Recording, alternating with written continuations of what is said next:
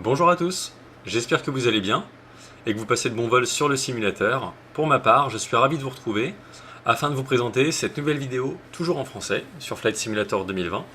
Et il s'agit en l'occurrence d'un nouveau tuto complet sur la nouvelle version du Boeing 787-10, donc le Dreamliner, qui est inclus dans la version Premium Deluxe de Flight Simulator 2020. Donc c'est un avion qui n'est pas dans la version standard, la version par défaut, et donc il faut avoir la version Premium Deluxe pour pouvoir l'utiliser. J'espère que cette vidéo vous sera utile, et je fais également cette vidéo sur la demande de beaucoup d'entre vous qui ont souhaité avoir un nouveau tuto complet sur cet avion, puisqu'il y a eu des mises à jour entre temps, notamment une mise à jour il y a quelques semaines, et c'est pour ça, je me suis dit que ce serait vraiment intéressant et utile de pouvoir vous proposer tout ça. Comme toujours, je tiens à vous remercier pour votre soutien, vos encouragements, ainsi que vos commentaires et vos likes, et j'espère que cette vidéo vous permettra d'y voir plus clair sur cet avion. Alors, le Boeing 787-10 a eu une mise à jour il n'y a pas longtemps, et du coup, j'ai vu qu'il y avait pas mal de changements concernant l'avion. Alors, il est plus proche de la réalité, avec des nouveaux systèmes, et également un système de pilotage qui est beaucoup plus approfondi et élaboré. En revanche, je trouve, alors pour l'avoir utilisé, qu'il est toujours sensible pour un avion quand même, un gros avion de ligne, un gros porteur. Et ça c'est propre je pense aux avions Asobo, qui sont par défaut relativement maniables et très sensibles. Donc j'espère que la vidéo vous permettra d'y voir plus clair et que ça vous aidera. Pour faire dans l'ordre, donc là le vol que j'ai prévu, c'est un vol au départ de Nice, Côte d'Azur, pour aller à Barcelone. Donc c'est un vol relativement court. Mais je ferai comme d'habitude, c'est-à-dire que je ferai donc le démarrage.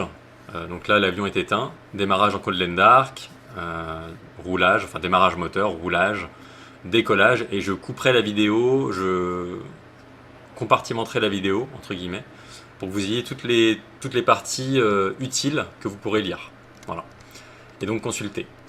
Afin que ce soit plus rapide. Et c'est pour ça que j'ai fait un vol relativement court. Comme ça, c'est pas trop long, hein, tout simplement.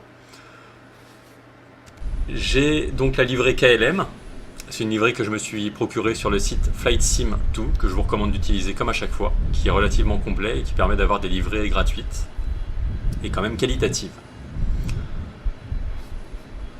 Pour faire dans l'ordre, vous voyez que je me retrouve en fait dans cette configuration là dès que j'arrive sur le tarmac. Donc pour ce faire et pour avoir des vues personnalisées et personnalisables, rien de plus simple, vous allez devoir vous rendre dans le fichier, dans le dossier de l'avion, pardon. Et en fait, vu que c'est un avion qui est non pas externe à FS 2020, mais bel et bien interne, donc créé par Asobo, en fait c'est un avion qui se situe dans le dossier official. Donc non pas la communauté, mais officiel. Donc il faut en fait aller dans le dossier habituel de Microsoft Flight Simulator 2020. Official, One Store. Donc là, il y a beaucoup de dossiers. Donc, pour le retrouver, vous tapez ici 787. Asobo Aircraft, c'est bien celui-ci.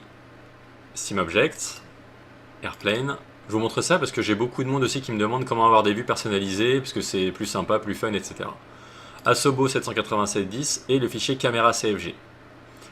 Vous devez faire cette manip quand le simulateur est éteint, surtout, sinon ça ne marchera pas. Caméra CFD avec un éditeur de texte, et ensuite ici sur la ligne iPoint, après le signe égal, vous avez une première valeur ici. Et ça, c'est la valeur que j'ai mise, donc moi-même, que j'ai modifiée. Donc en fait, je vous invite à rentrer cette valeur, qui est une valeur relativement hasardeuse, mais qui a fonctionné. Et en fait, vous allez mettre cette valeur négative, moins 65.990. C'est tout. Vous ne modifiez rien d'autre, vous laissez la virgule et tout ce qu'il y a derrière. Et vous allez ensuite fermer le fichier et le sauvegarder, ça vous demande de le sauvegarder. Vous démarrez ensuite le simulateur, vous sélectionnez le Boeing 787-10 Asobo, et ensuite vous vous dirigez sur l'aéroport en question. De cette façon, vous allez vous retrouver, logiquement, en plein milieu de la cabine. Donc, pas de siège passager, pas encore, mais des hublots de chaque côté. Vous voyez, il y a ici et à l'arrière, côté gauche. Ce qui veut dire que vous pouvez personnaliser vos vues avec le pavé numérique du clavier. Le 1, 2, 3, 4, 5, 6, 7 et 8. Ainsi de suite. Je rappelle que pour sauvegarder des vues, vous avez juste à vous déplacer avec les flèches du clavier. Normalement, ce sont des mouvements latéraux et de l'avant vers l'arrière. Vous avez juste à cliquer sur les touches qui vous permettent de sauvegarder vos vues. Ça, c'est dans les options du simulateur. Et avec CTRL, moi pour le coup, j'ai fait CTRL et le pavé numérique de mon choix. CTRL 1. Et ensuite, quand je clique sur 1, ça me ramène au cockpit. Donc si vous voulez plus d'infos, je vous invite soit à me poser des questions, ou sinon à vous diriger, à vous rendre sur ma vidéo qui est intitulée Vue personnalisée FS 2020. C'est une de mes premières vidéos qui fonctionne toujours actuellement et je vous montre notamment comment assigner des touches dans les options de commande. Voilà pour les vues personnalisées.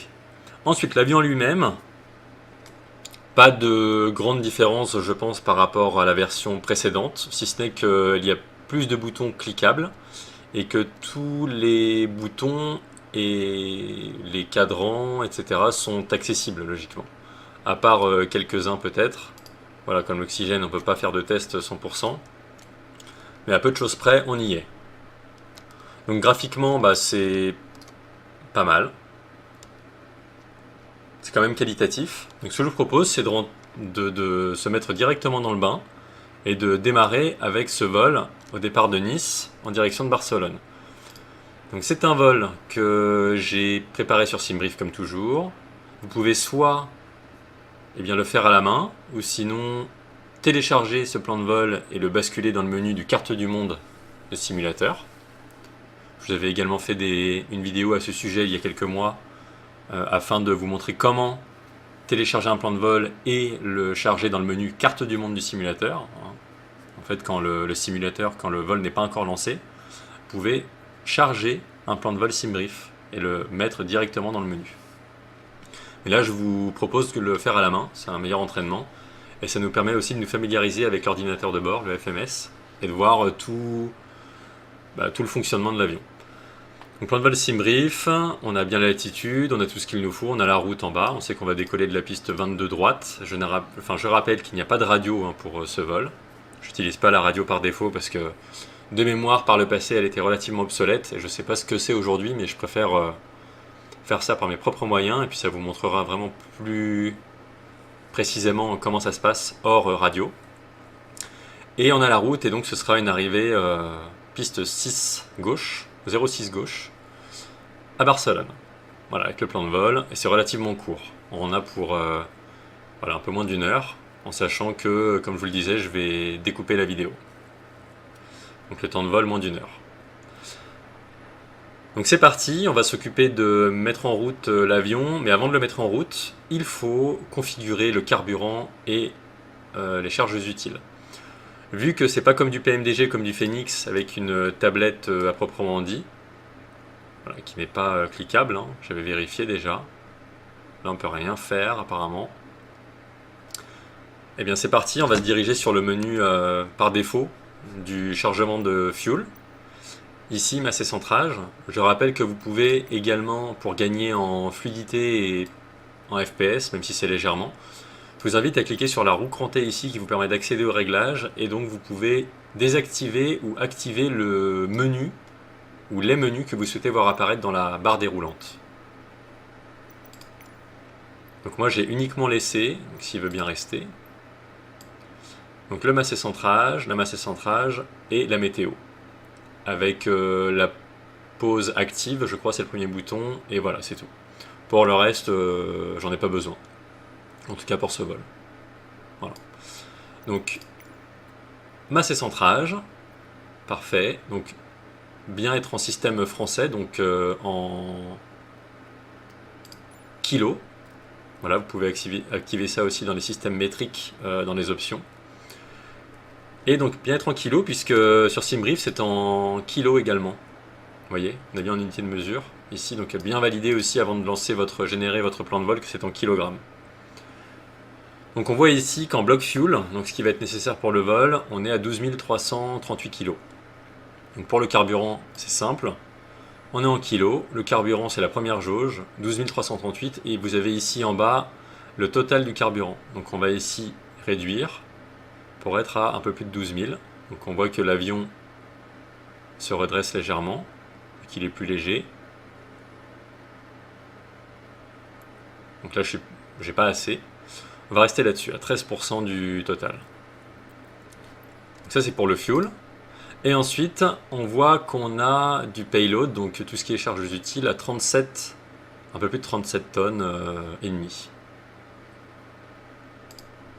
Donc ici, et là, on a bien les charges utiles, le total en bas. On va augmenter. Voilà, peu de choses près. On va rester là-dessus. Et c'est tout. On peut fermer. L'avion s'est chargé automatiquement. Ensuite, on va démarrer l'avion. Donc on se dirige sur l'overhead, comme toujours, et on va démarrer la batterie, comme à chaque fois.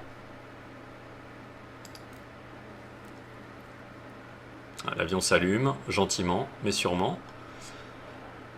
L'APU, pour générer donc de l'énergie. Molette de la souris 2 fois pour que ça passe sur Start, et ensuite ça repasse sur On automatiquement. C'est tout. Donc là l'avion voilà, se met en route, les écrans. On va attendre un peu. Ensuite, pour aligner les IRS, donc afin qu'on ait la map de navigation à jour avec la route et qu'on aligne les positions de l'avion, la position de l'avion, clic droit, on met tout sur On.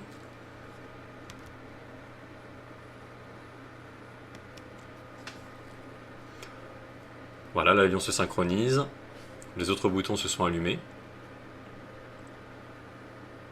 Donc j'ai baissé volontairement le volume sonore pour que vous puissiez m'entendre comme il faut. N'hésitez pas à augmenter le volume de votre côté. Je ne sais pas ce que ça va donner quand je vais décoller et quand je serai moteur tournant, mais logiquement ça devrait aller. On a fait cette partie-là ici, IRS, la partie électrique. Ensuite on va s'occuper de tout ce qui est donc hydraulique ensuite. Alors notamment la Flight Deck Door Power, donc ça on va le mettre sur On. Le Window Heat, on va le mettre sur On. Les pompes hydrauliques sur Auto. Voilà, très bien, l'avion a démarré. Le PFD est actif ici. Parfait. Donc on va faire dans l'ordre. Ensuite, les ceintures de sécurité. Sur Auto, on peut le mettre sur On sinon. On a bien le petit ding qui fonctionne, donc ça c'est très bien. Ensuite, en haut, Cargo Fire, de toute façon on ne peut pas cliquer. Les pompes de carburant. Eh bien, on va pouvoir le faire. Ce sera fait. C'est pas une checklist à la lettre, mais ça fonctionnera comme ça. L'anti-ice, donc le dégivrage, on va le mettre sur auto, même si je pense qu'on n'en aura pas besoin. Les lumières de navigation, oui. Les packs pour l'air conditionné sur auto. Ça se mettra à jour tout seul.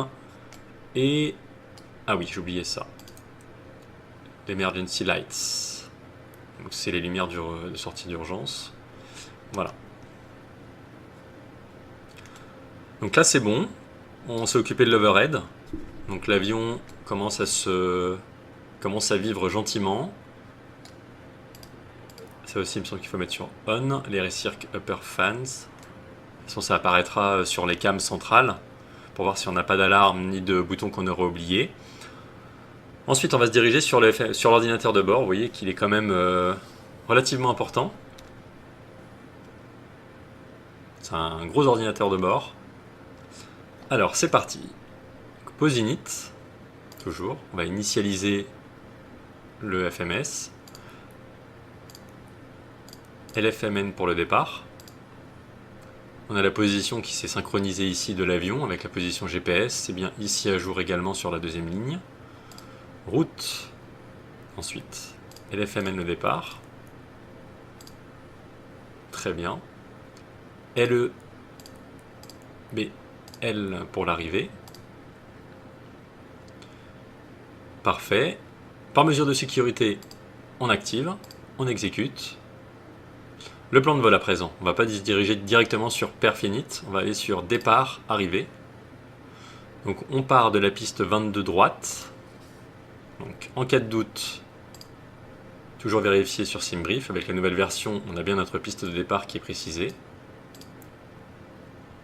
Et donc la seed, le point de départ entre notre piste et notre premier point, c'est Epolo 7 X-Ray. Donc il est bien ici, on le sélectionne. Exécuter. La seed, c'est bon, on va se diriger ensuite sur la deuxième page. Pour continuer la route, autant pour moi, route, next page, voilà. Donc route et ensuite page suivante. Après Epolo, nous avons donc uniforme papa 132 DIFCO. Uniforme papa 132. Voilà. Div co. Ça fonctionne. Donc uniforme novembre 975 Bisba. Uniforme novembre 975. Petit temps de latence, c'est normal, faut laisser. Bisba. Parfait, on peut exécuter. Ensuite, on a fait notre route. Et là, on arrive du coup à la fin du vol, à Barcelone. Donc on va retourner sur départ-arrivée. Ensuite, de nouveau, départ-arrivée pour le menu principal. L'arrivée ici. On est bien sûr une arrivée ILS Zulu de la 6 gauche, de la 06 gauche, pardon.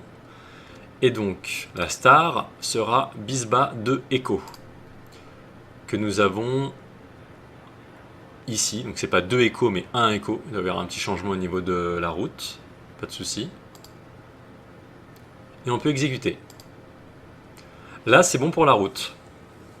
Vous voyez que les deux FMS, côté commandant de bord et côté OPL, officier pilote de ligne, sont bien indépendants l'un de l'autre. C'est-à-dire qu'on peut utiliser celui-ci pour faire la route, utiliser celui-ci pour faire les perfs, ou autre chose. Et les deux sont bien différents. La route, c'est bon. Elle est ici. On va cliquer sur perf init pour continuer. Le zero fuel weight, on clique dessus, ça le met automatiquement. Ensuite, la réserve de fuel. Donc ça, c'est sur SimBrief. View PDF. Et là, on a tout, normalement, tout ce qui est inclus en fait dans le fuel. Mais en fait, la réserve finale, donc Final Reserve, ici, donc FINRES, ça en fait est incluse dans le bloc fuel. Donc en fait, on n'a pas besoin de réserve. De toute façon, ça n'aura pas d'incidence sur le vol. Et ensuite, pour l'altitude de croisière, ici, on est bien sûr au niveau de vol 300, donc 30 000 pieds. On exécute par mesure de précaution. Et ici, au niveau du cost index, on est bien sur 78. C'est affiché sur SimBrief. 78. Très bien. Le reste est OK. Là, on n'a pas besoin de remplir quoi que ce soit. On laisse. Ensuite, les volets pour le décollage. On va se baser sur une configuration flaps 10 degrés. Donc oui, c'est ça. Enfin, le 10e cran, pardon. Et ensuite, le centre de gravité. On clique deux fois, hein, ça le met par défaut. Donc vous voyez qu'on a bien ici l'ordinateur, donc la prévol complétée. On clique sur les vitesses de décollage qui seront synchronisées ici. Et pour le reste, on est tout bon. Donc là, je vais revenir sur l'index. Voilà, comme ça je serai prêt pour l'approche tout à l'heure. Voilà pour les vitesses de rotation. Donc ce qu'on va faire, c'est rester là-dessus parce qu'on va commencer à remplir le MCP. Enfin, à mettre à jour le MCP ici, ce qui concerne le pilote auto. Ici. Donc première chose ici, c'est de régler l'altimètre. On appuie sur B du clavier. Ça se met à jour. On va passer en hectopascal ici. On n'est pas aux États-Unis, donc on peut rester en hectopascal. Barreau radio sera pour l'approche. Ensuite, pour les casses, eh bien on va, et c'est non les cams, autant pour moi, les casses, on va cliquer pour avoir ici notre map sur plus grand écran. Voilà, super. On a le plan. Voilà, c'est une représentation un peu plus spatiale. Et ensuite, on a la map pour la carte, par défaut. On voit qu'il y a beaucoup de relief autour de nous. Donc ça va qu'on part de ce côté-là. Parfait. Ensuite, on va activer le Flight Director, qui s'active de chaque côté automatiquement. Ensuite, pour la vitesse, on est bien sur une vitesse 2 de 152 nœuds. Donc en fait, on va faire 152 plus 10. Ça fait 162. Ensuite, pour l'heading, ou le track, donc c'est en fait la direction, le cap au décollage. Donc si je regarde par exemple sur Navigraph, que je vais sur Nice, taxi par exemple, airport, on part de la 22 droite, ici, et on est bien sur un cap 223 degrés. Donc c'est ça que je vais sélectionner sur MCP. Là je retourne sur Simriff, sur Navigraph, pardon. Et on a dit 223 degrés ici.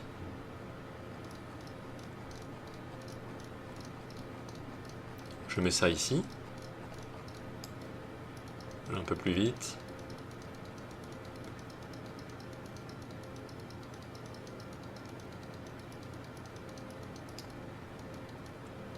Très bien. Et ensuite, on est bien sur 30 000 pieds, l'altitude de croisière. On va passer directement sur 30 000 pieds. Très bien, ça c'est bon. Le MCP est OK. Donc on a bien notre... ici, pression barométrique, 1020 hectopascal. Et ensuite, on a bien notre MCP complété. Ici, altitude barométrique également, 1020. Et non pas l'altitude, pardon, donc le baromètre. Voilà, donc ça c'est bon. La pression barométrique, c'est ce que je voulais dire. Ensuite, donc de chaque côté on est bon. On va laisser ça ici parce qu'on a les paramètres moteurs qui s'affichent là. Et parfait. Donc maintenant, je vais retourner sur legs. Je vais faire défiler la route pour voir qu'on a bien tous les points. Vous voyez que là, on a une discontinuité. Ici, on a un petit trou. Donc on va sélectionner le point Aztec et on va le copier-coller à cet endroit-là. Comme ça, on n'a plus de discontinuité. On a bien notre piste 06 gauche en finale.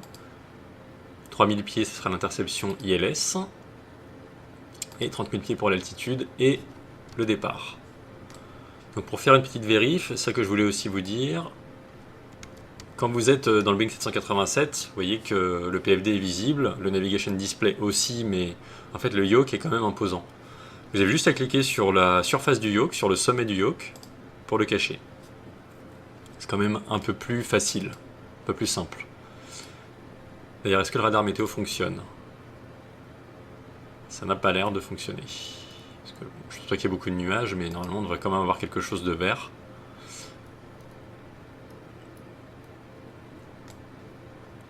Et donc ensuite, on a bien notre route qui nous amène à Barcelone. Donc là, je suis en train de regarder au niveau du plan, voir ce que ça donne. Là, si je fais défiler, logiquement, voilà, ça défile avec l'écran. Ok, donc ce sera un peu court, hein. SLL. Là, vous voyez qu'on a quand même un virage à la fin et en fait, ça nous coupe un petit peu le point. Donc j'ai peur qu'on arrive un peu vite.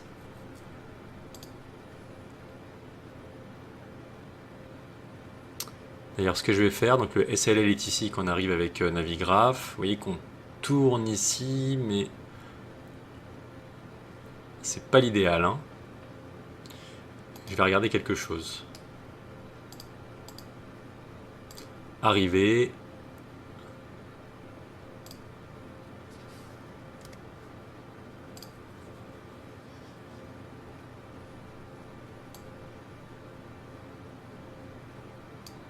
SLL 1E. J'ai essayé quelque chose avec celui-ci. C'est dans la continuité. Ah ouais, ok. Vous voyez que c'est mieux. En fait, j'ai reproduit sur Navigraph le point SLL ici qui va nous amener gentiment dans cette trajectoire et qui va nous permettre d'avoir plus de marge avant d'intercepter l'ILS. Parce que là, je pense qu'on arrivait un peu court. D'où l'intérêt toujours de vérifier vos points de transition qui vous permettent d'ajuster votre route. Exécuter. Voilà, ça me fera un petit virage serré ici. Hop. Mais ce sera quand même beaucoup mieux. Donc next page, on va mettre ça à jour.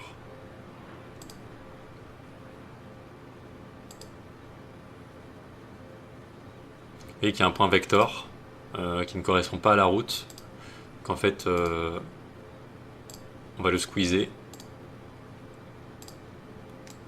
Voilà, ça nous fait arriver en fait gentiment dans cette direction. C'est quand même un peu mieux. Et ça devrait aller comme ça.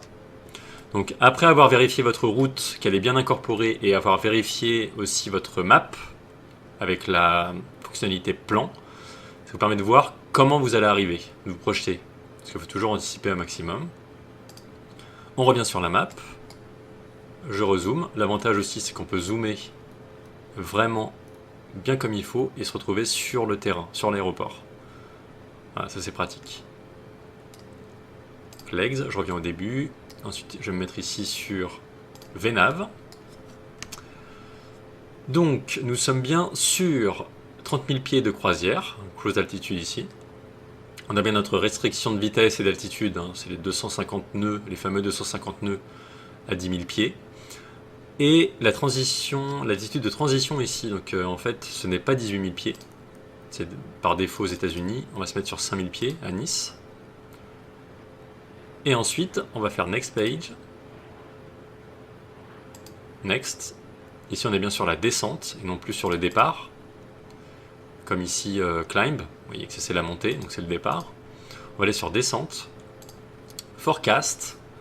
Et on va ici remplir directement l'étude de transition qui est effective à Barcelone. Et en fait, on se rend compte que c'est 6000 pieds.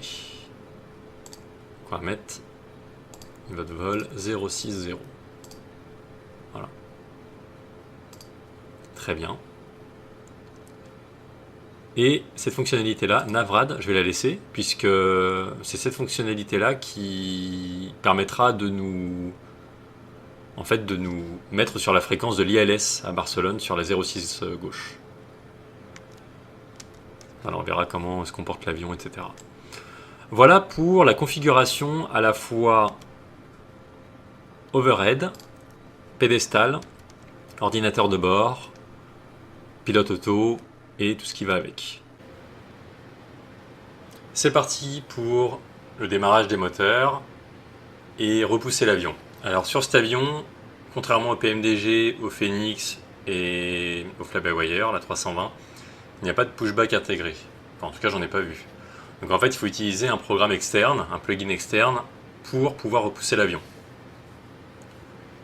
Donc j'ai téléchargé Pushback Helper, qui est un programme gratuit disponible sur Flight Sim 2. Et en fait, vous avez juste à dézipper le dossier principal sur votre bureau, par exemple. Et ensuite, vous pouvez ouvrir directement Pushback Helper et il se connecte automatiquement au simulateur. Donc, il repère qu'on a bien le frein de parc activé. Et donc, avant de démarrer le pushback, on va procéder au démarrage moteur. L'overhead, ici, vous voyez, ça reste en transparence, donc on peut sélectionner les boutons derrière. Beacon activé, nav activé, les pompes également. Donc là, on va juste démarrer le moteur numéro 2 et on va procéder au repoussage de l'avion. Alors, c'est parti. On bascule sur Start.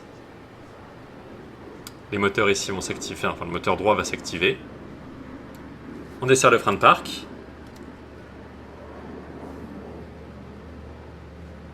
Ah, le moteur démarre. On va repousser tout droit. Est-ce qu'il veut bien?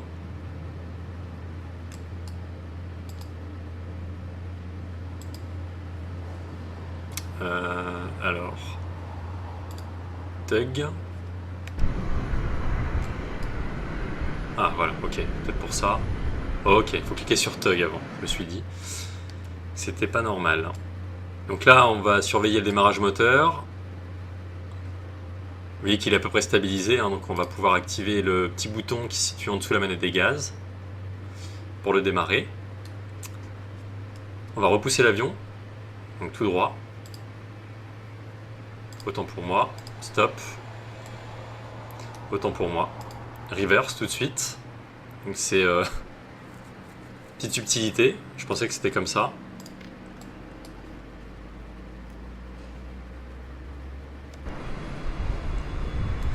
Voilà, et on va donc se diriger. On va repousser la queue de l'avion de ce côté-là. Est-ce que c'est bien ça? Ouais. Bon, j'ai peut-être fait un peu tard. Hein.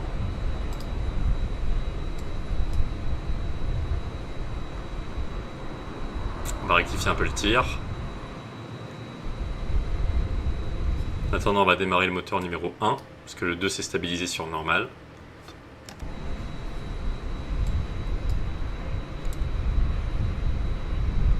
Pas beaucoup, on n'a pas beaucoup de marge de manœuvre hein, avec cet avion. Il est énorme. Voilà, on bricole un peu, c'est pas grave. On entend les moteurs, le moteur numéro 1 qui démarre. Voilà, un petit côté gauche. Et on va pouvoir cliquer sur stop. Je pense que ça ira. Très bien. Je resserre le frein de parc. Je démarre le moteur numéro 1. Pas totalement aligné, mais ça fera l'affaire.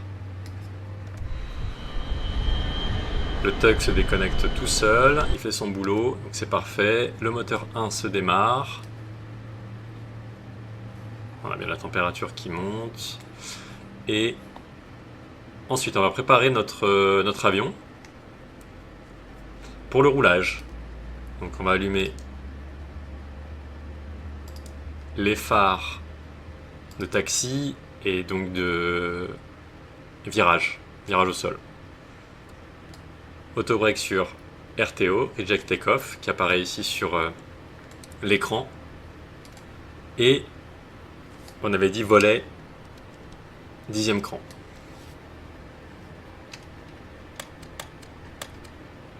Super.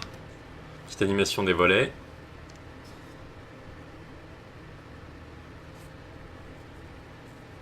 Très bien.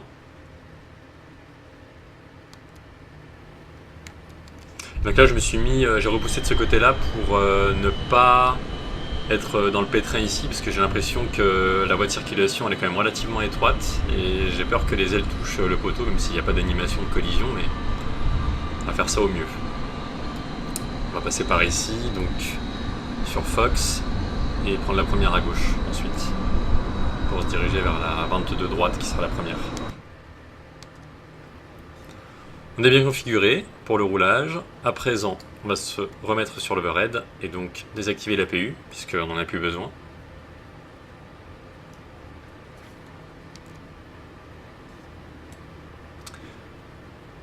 Et on va procéder au roulage.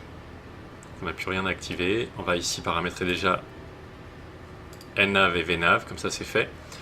Et on n'a plus qu'à se diriger vers notre piste. Donc ici on a bien un écran de navigation tout petit qui est juste en dessous le PFD, comme ça nous permet de voir ce que ça donne. Et on va démarrer, c'est parti.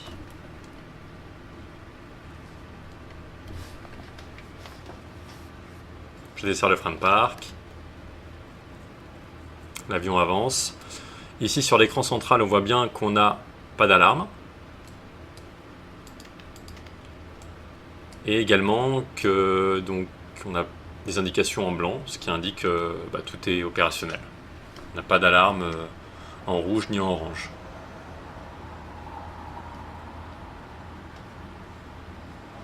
Voilà, je mets un peu plus de gaz.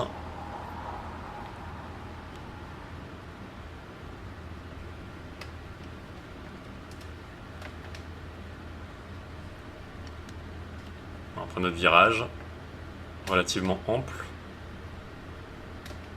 Parce qu'on a besoin de pas mal d'amplitude avec cet avion.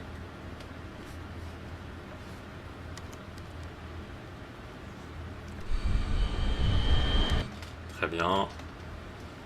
On reprend un virage. Anticipez beaucoup, hein, parce que, encore une fois, quand vous prenez des virages comme ça au sol, avec la gouverne de direction, ça n'a rien à voir avec les autres. Hein. Franchement, il est super lourd au sol, mais vous allez voir qu'il est très léger en vol. Ça, c'est encore une fois une subtilité de la part d'Asobo.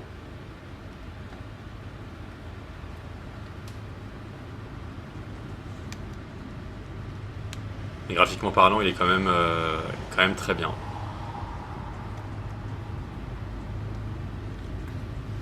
Donc on jette un coup d'œil à nos instruments. Ici, la vitesse sol, on est à 25 nœuds. On va quand même ralentir un peu.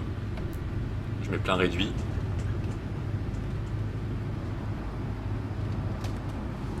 Commencer à freiner, hein, parce que ça arrive vite.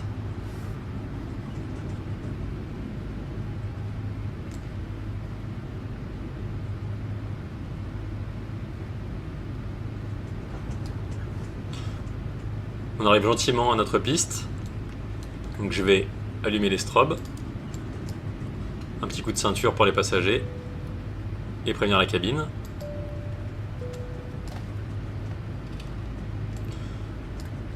Donc on a bien notre LNAV VNAV, on a bien les flight directors, on a bien les autobreaks sur RTO pour le décollage. Et ensuite on a bien les volets sur 10. C'est tout bon, l'altitude est tout bon, c'est tout bon.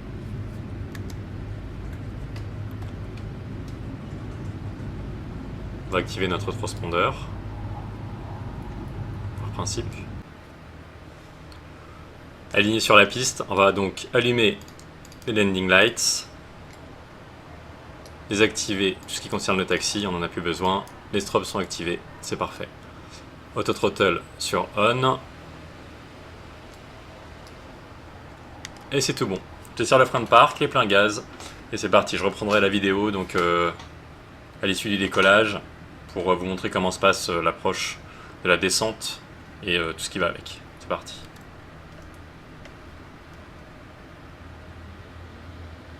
Donc il n'y a pas de bouton toga, donc on met les pleins gaz tout simplement.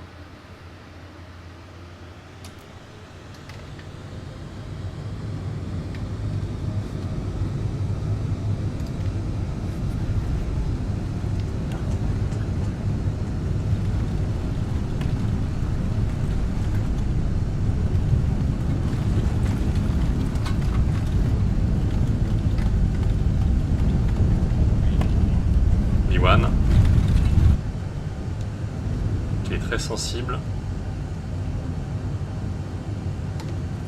Je rentre le train.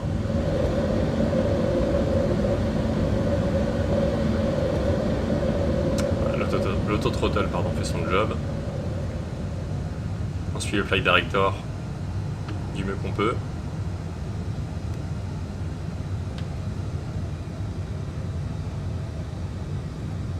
La vitesse se synchronise.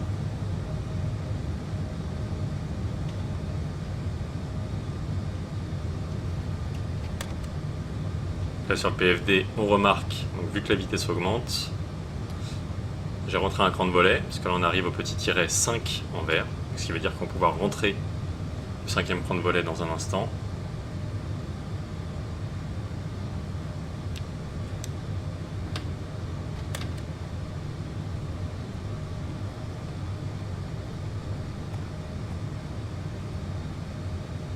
Et le virage à gauche.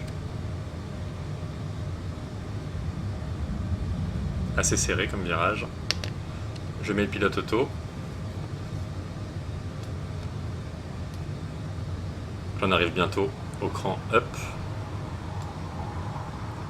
L'AP est connectée, flight directors, auto throttle, LNAV, VNAV, donc horizontale et verticale. Les 30 000 pieds sont ciblés. On a passé les 5000 pieds de transition.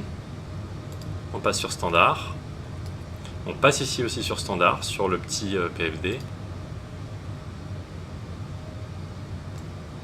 Enfin le petit horizon artificiel.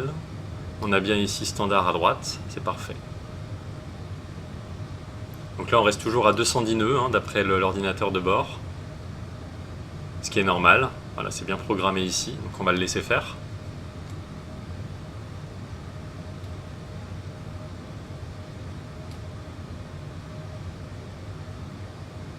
Donc on remarque que les virages sont bien pris, hein, le flight director est bien suivi par le pilote auto. De mémoire, c'était pas encore ça avec la version précédente.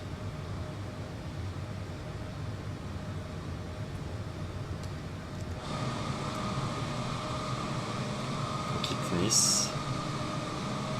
Toujours aussi beau.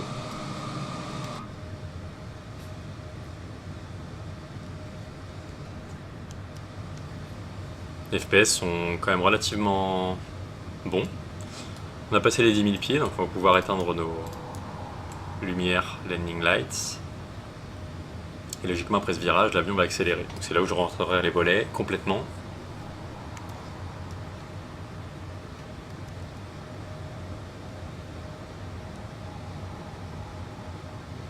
Encore une fois, n'hésitez pas à augmenter le son de votre côté, hein, si jamais c'est trop faible.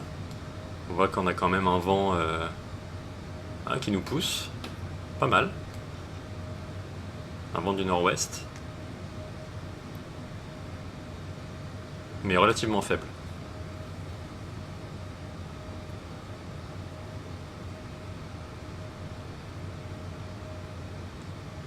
On va voir comment l'avion accélère. Le virage est pris. Il s'incline.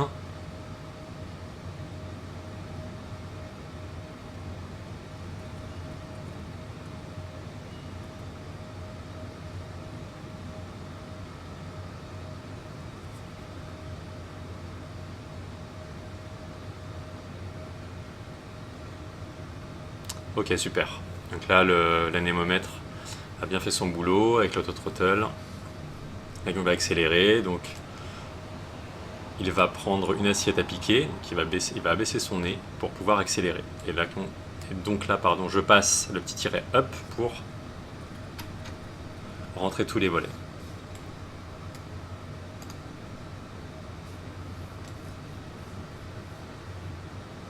Voilà pour le décollage et la montée initiale et la montée normale.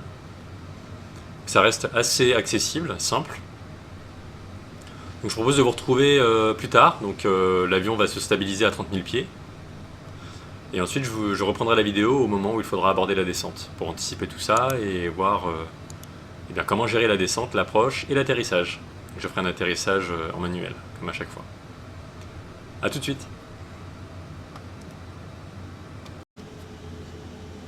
Alors comme convenu, voici comment préparer la descente, parce qu'on approche effectivement du top of descent, ici sur le navigation display, T/D, top of descent.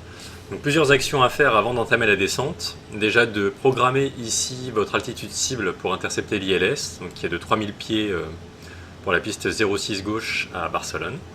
Ensuite, préparez votre track, donc le cap à voir concernant l'arrivée. Donc ici ce sera le 0,64 degrés, donc c'est ce que j'ai mis ici. Et ensuite la fréquence, on peut constater ici que la fréquence ILS pour la 06 gauche de Barcelone c'est 110 décimales 3. LOC, pardon, ça revient au même, c'est pour intercepter la piste. Donc 110-30. Et comme je vous le disais tout à l'heure, il y a la page Navrad, navigation et radio. En cliquant ici, en fait, vous allez avoir directement la fréquence qui sera mise automatiquement, 110.30, avec le cap. Ce que je vous recommande de faire, c'est le QFU 064. Et ce que je vous recommande de faire également, c'est ici d'aller sur menu, donc quand vous êtes sur la page principale, nav, et de rentrer ici les informations sur les trois ordinateurs, au cas où. 110-30 et 0,64 sur les trois. Voilà. Ensuite, ce qu'on peut faire, c'est initref, index, approche. Donc la piste fait 11 286 pieds, donc 3440 mètres. Elle est relativement grande. Donc on peut d'ores et déjà programmer nos auto-breaks sur 2. Et ici, on va donc atterrir avec 30 degrés de volet et 147 nœuds. On approche du top of descent, effectivement, donc je vais zoomer. Et en fait, ce n'est pas comme le PMDG, même en ayant paramétré votre altitude cible 3000 pieds, en fait l'avion ne va pas descendre tout seul. Donc il faut juste faire une petite manip que je vais vous montrer.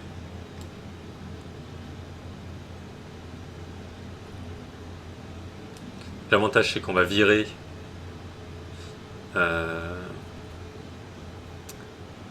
le sud-est, le sud-ouest pardon, et en fait le vent sera à peu près de face, donc ça va nous aider. Ah, autant pour moi, donc l'avion descend tout seul. Autant pour moi, parfait. Voilà, donc on a tout paramétré. On peut faire venir la cabine que la descente a commencé. On a bien notre QFU, on a bien les 3000 pieds, les autobreaks sur 2. La page est remplie, on approche. Glide slope est bien sûr on. Et on a bien notre fréquence ILS qui est insérée dans l'ordinateur de bord. Test d'approche idem. Je vérifie tout le temps. Très bien. Et donc ici, la descente a commencé. L'automanette, le pilote auto va faire son job en gardant une vitesse qui lui est propre. Et ensuite, on aura bien la restriction des 250 nœuds qu'il faudra avoir à 10 000 pieds. Parce qu'une fois passé les 10 000 pieds, eh bien, on devra être maximum à 250 nœuds. Et ici, toujours veiller, ou en tout cas le pilote auto en général fait bien son boulot, veiller à ce que le petit losange magenta soit centré. Ce qui veut dire que sur le plan vertical, on a le bon plan de descente. Voilà. Donc on va continuer comme ça jusqu'à l'approche. Donc je vais couper la vidéo et on se retrouve au moment où l'approche aura commencé. A tout de suite. Alors, comment ça se passe pour la phase d'approche? Déjà, je voulais commencer cette partie-là avec une vue extérieure, avec le réacteur gauche, et en fait, on voit l'aéroport qui est juste derrière de Barcelone. On vient de le passer.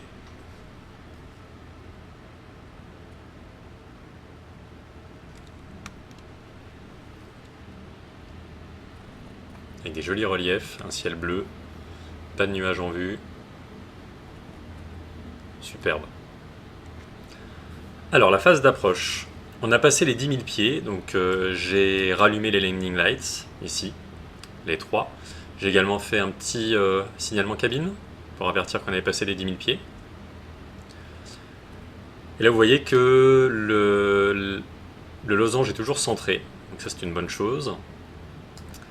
Je vais juste revérifier l'altitude de transition à Barcelone. Donc c'est bien 6000 pieds, donc on a encore un peu de temps pour repasser sur la pression locale. Pour l'instant on est toujours sur standard, donc 1013 hectopascales.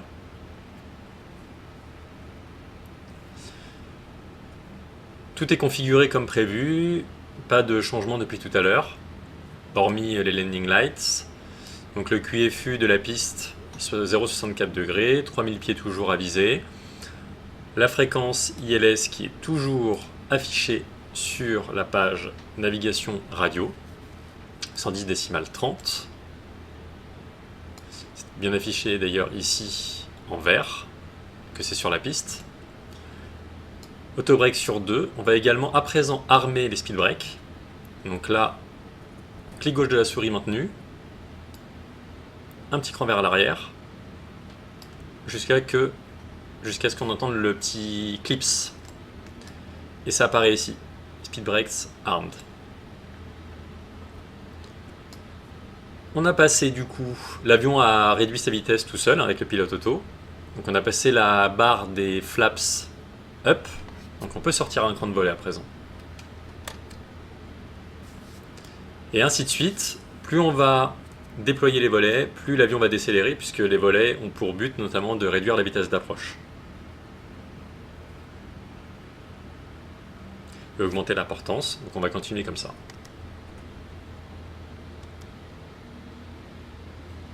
Ce qui permet de pas mal anticiper et donc de réduire la vitesse de l'avion. Toujours centré ici. Vérifier les instruments, pas d'alarme.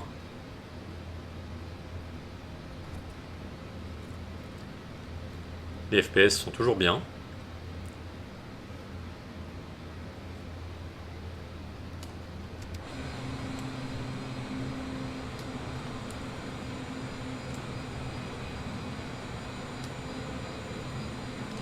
C'est quand même un bel avion. Il n'y a pas à dire, c'est un bel avion.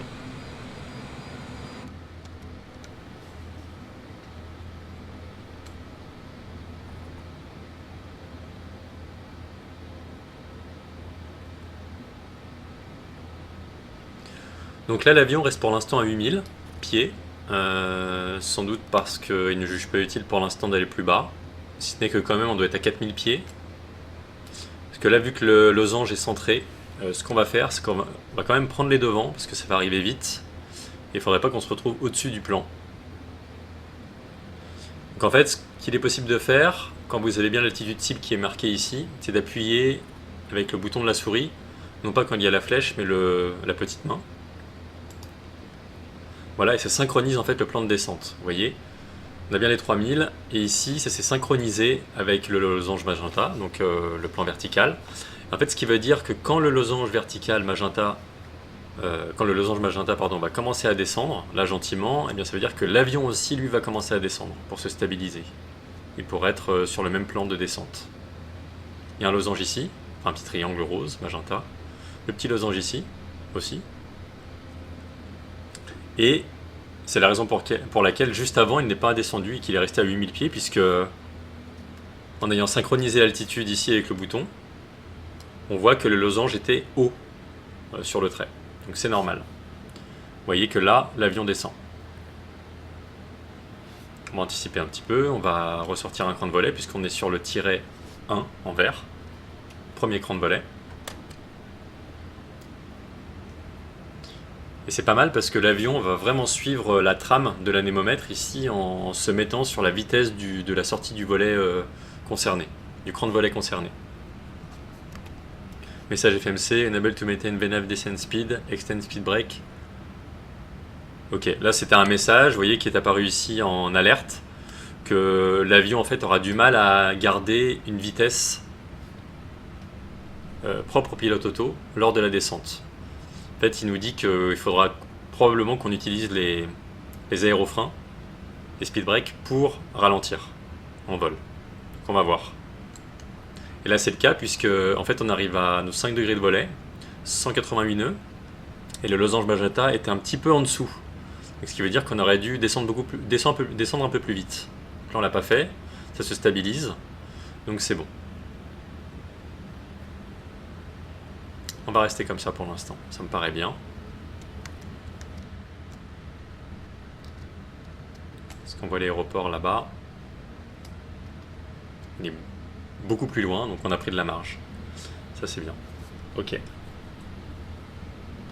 Alors pour rappel, la vitesse d'approche finale de référence sera 147 nœuds. Et au cas où, en cas de correction du vent, wind correction, il faudra appliquer 5 nœuds supplémentaires. Et ça, c'est en général quand il y a du vent arrière, ou du vent qui est mal positionné, mal axé, pour compenser ce vent désavantageux.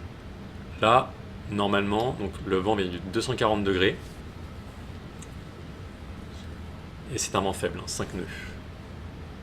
On va voir. Là, on arrive sur notre dernier virage pour être aligné, donc je vais ressortir un cran. Flaps 10, message FMC, enable to maintain encore une fois. Ok, l'avion apparemment va avoir du mal à maintenir cette vitesse. On va voir, on attend.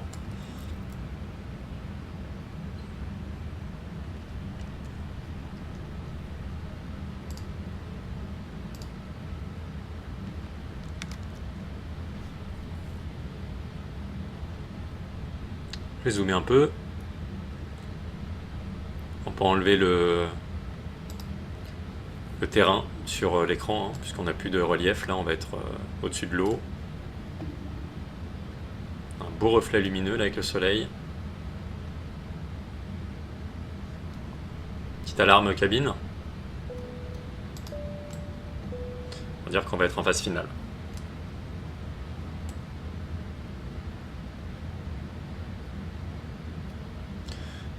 Voilà, on a passé les 6000 pieds d'altitude de transition. Je vais appuyer sur B du clavier pour me remettre sur la pression atmosphérique locale.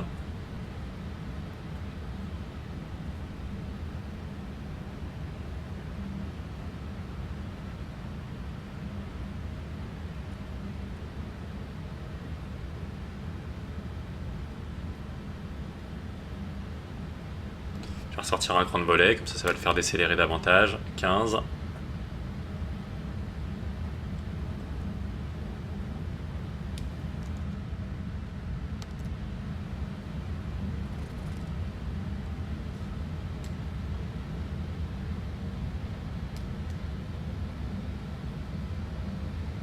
Super, donc là je vais cliquer sur le bouton approche parce qu'on se rapproche quand même de l'axe et de l'aéroport. Il ne veut pas encore. Bon, on va voir.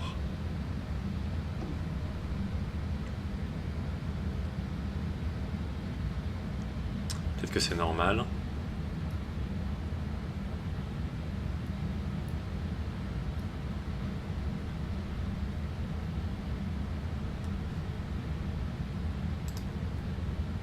Ok, on a bien le lock ici, hein, le petit losange. Peut-être que c'est encore un peu tôt pour le glide slope. Je sors le train. On va l'aider à décélérer encore. Flaps 17 degrés.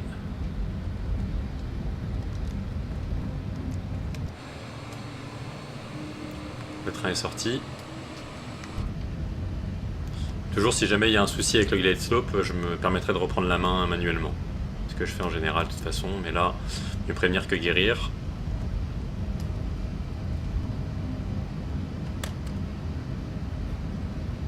Je lui prends suffisamment tôt.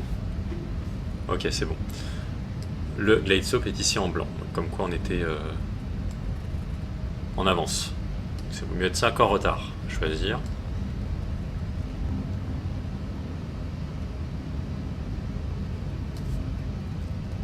Juste aller sur FS réalistique et diminuer un peu ce bruit de train qui vient de sortir. Si c'est ça, je sais pas. Peut-être.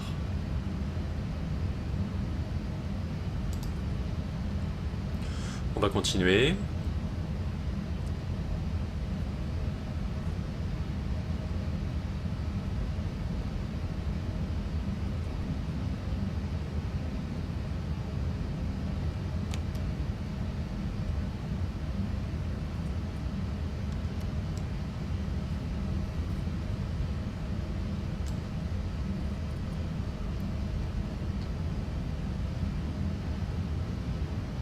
Donc c'est 147 nœuds, la vitesse de référence, pas que je l'oublie.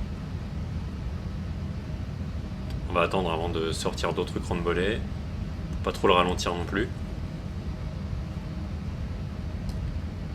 Pour rappel, le cercle vert, la recto cercle que vous avez ici, vous permet de savoir à peu près où vous allez arriver, à quel endroit vous allez arriver sur votre route, à cette altitude.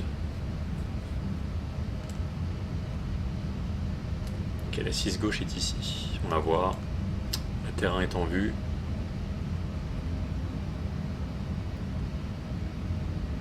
Le glide descend sur l'instrument. Je pense qu'on peut se permettre de sortir encore un cran.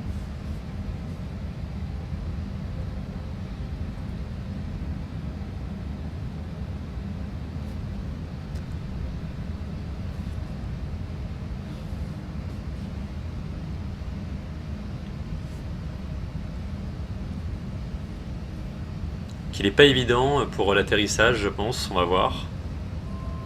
On va essayer de ne pas taper, faire quelque chose en douceur. La petite alarme qui retentit, ce qui veut dire qu'on a passé la barre des 4000 et qu'on se rapproche des 3000 pieds. Le localizer est toujours bon, c'est centré. Je rappuie au cas où sur approche. Parce qu'on est aux 3000. Et là, normalement, il devrait intercepter le glide, si tout va bien. Donc, je vais attendre encore un peu pour décélérer et sortir les derniers crans de volet. Et je vais tout déconnecter ensuite.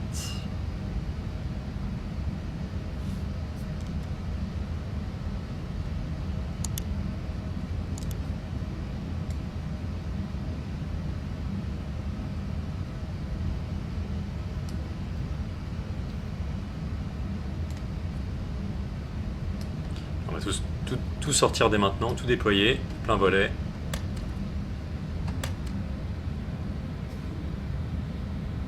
Je vais faire un clic au milieu du bouton de la vitesse pour passer sur les 147 nœuds comme convenu pour l'approche finale. Les pleins volets sont sortis, les speed brakes sont armés, les autobrakes sont sur 2, le train également, le glide sub est capturé, bonne nouvelle, le lock aussi. Donc que ce soit vertical ou horizontal, tout est bon. Les 147 nœuds sont affichés. Donc, ce que je vais faire, parce qu'on a la preuve que le pilote auto a bien fait son boulot, qu'il a capturé tout ce qu'il fallait, on va désactiver le flight director. Je vais me recentrer sur ma vue. Comme quoi on arrive. Et c'est parti. Je prends la main, je désactive tout et on va essayer de faire au mieux. Enfin, même pas essayer, on va faire au mieux.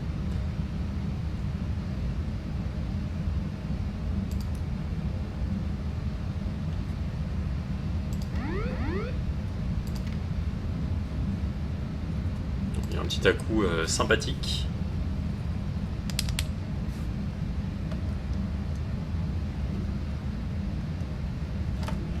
Et je reprends les gaz également.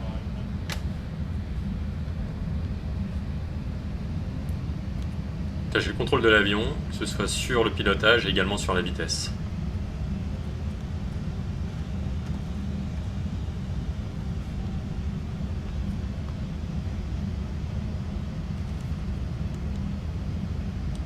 Est-ce que les speed brakes sont bien armés? Parce que l'alarme est partie. Ah, vous voyez, comme quoi, il faut toujours vérifier à 2 fois. Hein. Je sais pas pourquoi ça s'est enlevé d'ailleurs.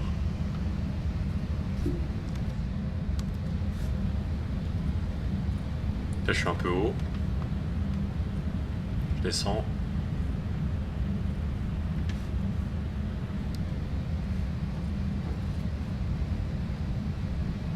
L'avion tangue pas mal quand même. Hein. Il y a des turbulences, pourtant il y a un vent faible. Je suis quand même pas mal obligé de le rectifier sur sa trajectoire.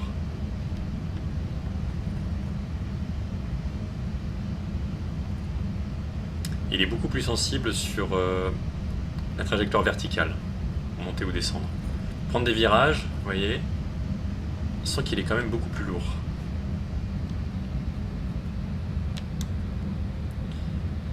Pas oublier de bien compenser l'avion avec la trim. Pas trop non plus.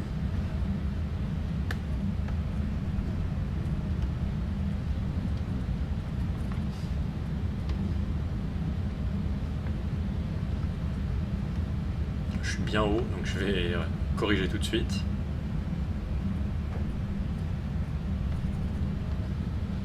Voilà, je rattrape le plan. Le glide slope il remonte un petit peu sur l'écran. On n'entend pas trop les indications sol, hein, 1000 pieds sol, là on vient de franchir. Faut tendre l'oreille.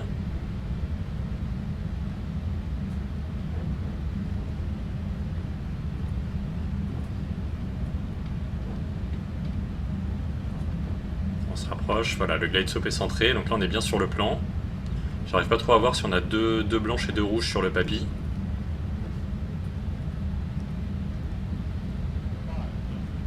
Ok, 500 pieds sol pour l'alerte, je remets les gaz. Un peu de gaz, parce que l'avion a bien réduit.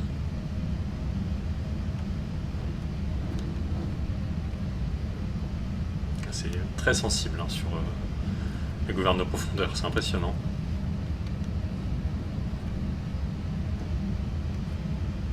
Ok, 200 pieds sol.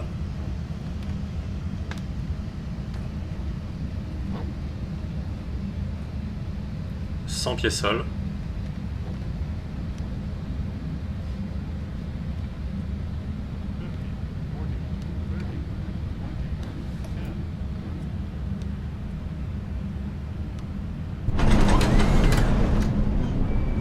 sacré bruit. J'essaie de garder la ligne centrale. Ah, il y a eu un petit... Je sais pas pourquoi il redresse comme ça. Ouf. Ah oui, d'accord.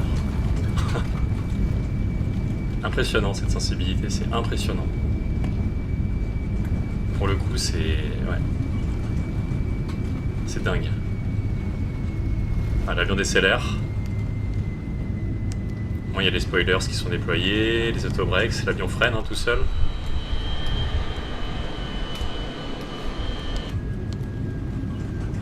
Ok, super. Là, je vais sortir à droite. Ou je vais peut-être attendre la prochaine. Je rentre les speed brakes, les volets. Très bien. Je rallume les phares tout de suite.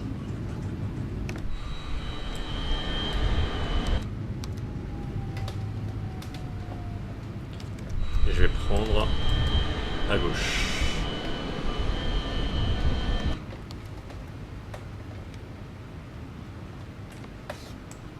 Bon, j'ai bien pris mon temps. Normalement, j'aurais dû sortir beaucoup plus vite de la piste. Surtout s'il y avait du trafic derrière moi. Ou... Voilà.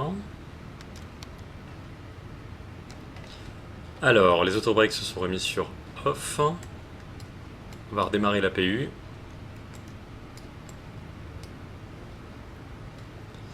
Prendre ici.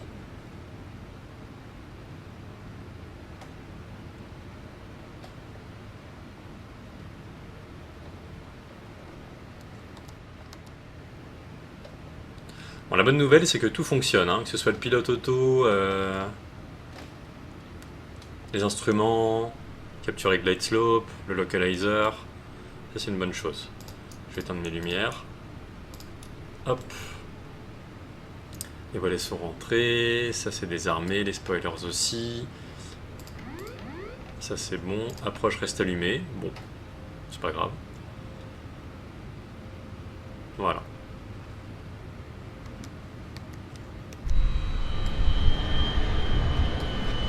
Je vais accélérer un peu. Là, je peux prendre à droite apparemment, donc on va faire ça.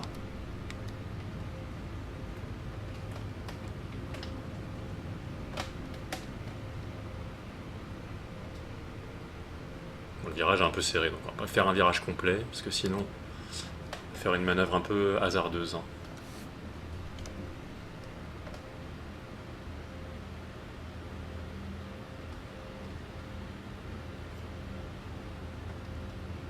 On continue comme ça.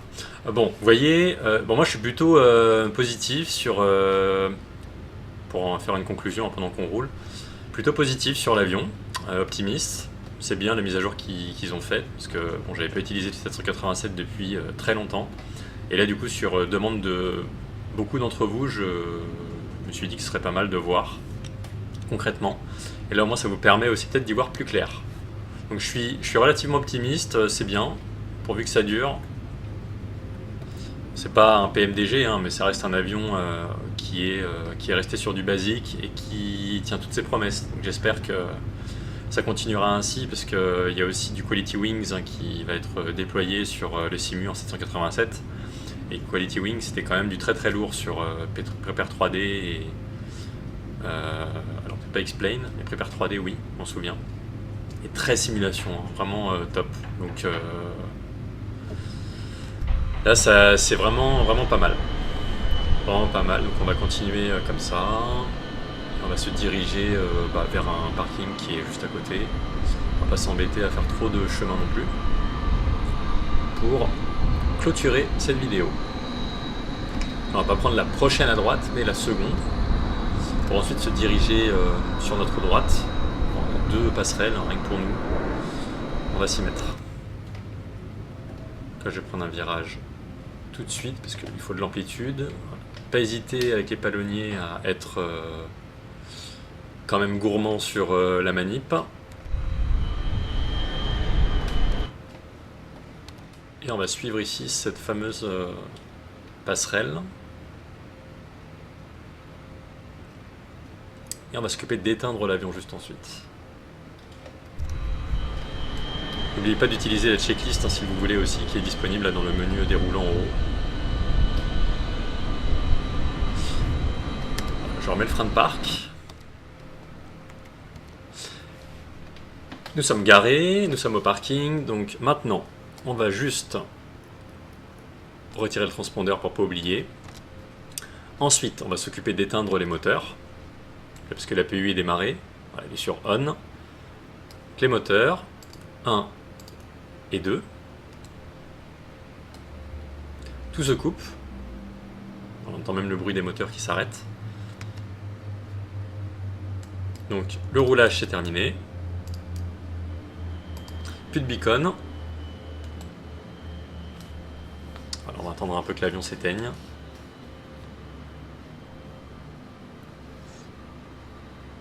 Donc à présent, si on reprend dans l'ordre des choses, donc les pompes, on n'a plus besoin. On va laisser l'air conditionné pour l'instant, on va l'éteindre en dernier. On peut dire aux passagers de se détacher. Les pompes hydrauliques également. Le window heat, on n'en a plus besoin. L'emergency lights, on va le laisser.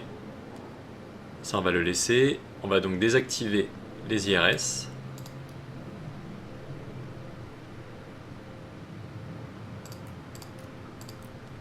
Les bus, générateur APU. Super. Donc on va reprendre ici pour éteindre PAX. Idem pour ça. Nav, on n'en a plus besoin. On ne peut pas cliquer dessus. Je reprends ici, j'ai rien oublié. Ici, non plus.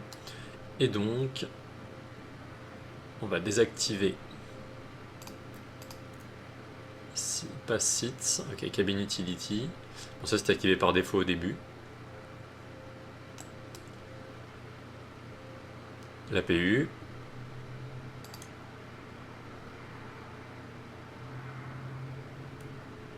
Emergency light sur off. Et la batterie sur off. Voilà. Donc comme ça on a bien le journal de bord qui apparaît pour le carnet de vol. Voilà, l'avion est éteint. Avec tous les boutons sur off. Bon, pour la mise en route, c'est pas non plus, je pense, le circuit idéal, le schéma idéal, mais bon, mon avion est éteint. Ça ira pour de la simulation sur cet avion. Voilà pour ce tuto, donc c'était complet, j'espère que ça vous aura été utile, n'hésitez pas à me faire vos retours comme toujours en commentaire et également à me dire ce que vous en avez pensé de cette nouvelle mise à jour et je serai ravi de pouvoir échanger avec vous là-dessus. Et je vous invite également à rejoindre ma chaîne pour tous ceux qui le souhaitent en cliquant sur le bouton rejoindre qui se situe sur ma page d'accueil principale et ça vous permettra notamment de bénéficier d'avantages exclusifs et en tant que membre vous aurez du contenu dédié. Voilà, donc je vous souhaite de très bons vols sur le Simu et en l'occurrence le 787. Et prenez soin de vous et à très bientôt tout le monde pour de nouvelles vidéos. Ciao.